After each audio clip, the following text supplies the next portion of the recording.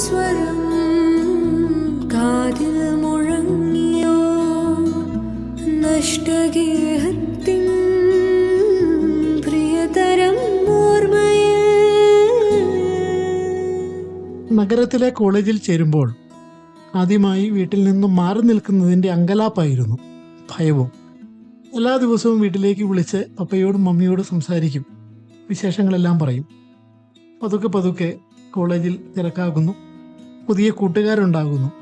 അപ്പോൾ വീട്ടിലേക്കുള്ള വിളിയുടെ എണ്ണവും ദൈർഘ്യവും കുറയുന്നു. പഠനത്തെക്കുറിച്ചോ കോളേജിനെക്കുറിച്ചോ അമ്മ എന്തെങ്കിലും ചോദിക്കുമ്പോൾ അവന് അസ്വസ്ഥതയാണ്, ദേഷ്യമാണ് മറുപടി. വീടിനോടുള്ള നിശബ്ദത കനക്കുന്ന ആ സമയങ്ങളിൽ തന്നെയാണ് അവന് ഒരു ദുശീലത്തിന് അടിമയാവുന്നത്. അതിൽ നിന്ന് പുറത്തു കിടക്കാനുള്ള ചികിത്സയൊക്കെ സ്വീകരിക്കുന്ന സമയത്താണ് ഞാൻ ആ ചെറുപ്പക്കാരനെ കാണുന്നത്. അവൻ പറയുന്നുണ്ട്, വീടിനോട് അമ്മയോടുള്ള ബന്ധം കുറഞ്ഞപ്പോൾ ഞാൻ മറുവശത്ത് ചില ദുശീലങ്ങളിലേക്ക് വീണു പോവുകയായിരുന്നു.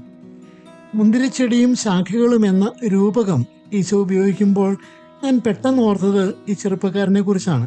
അമ്മയോടും അപ്പനോടും സ്നേഹത്തിലായിരിക്കുമ്പോൾ, അർത്ഥമുള്ള ബന്ധത്തിലായിരിക്കുമ്പോൾ അവൻ ശക്തനാണ്. പുറത്തു നിന്നുള്ള പ്രലോഭനങ്ങളെ അവൻ അതിജീവിക്കുന്നുണ്ട്, നേരിടുന്നുണ്ട്.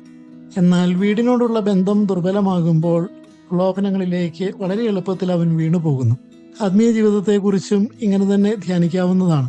ദൈവവുമായിട്ടുള്ള അടുപ്പം ശക്തമാകുമ്പോൾ മറ്റെന്തിനേയും നമുക്ക് നേരിട്ട് തോൽപ്പിക്കാം, ഈ ഭൂമിയുടെ എല്ലാത്തരം ആകർഷണങ്ങളെയും.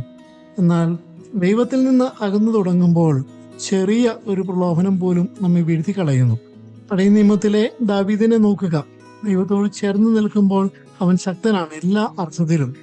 എന്നാൽ ദൈവത്തിൽ നിന്ന് അകന്നിരിക്കുമ്പോഴോ ദുർബലനാണ്. എത്ര കഠിനമായ പാപത്തിലേക്കും അവൻ വീണു പോകുന്നുണ്ട്.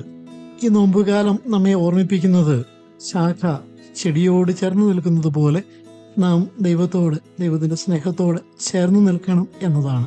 മറ്റെല്ലാം നമുക്ക് മറികടക്കാൻ സാധിക്കും കർത്താവിനോട് ചേർന്നാണ് നാം നടക്കുന്നതെങ്കിൽ.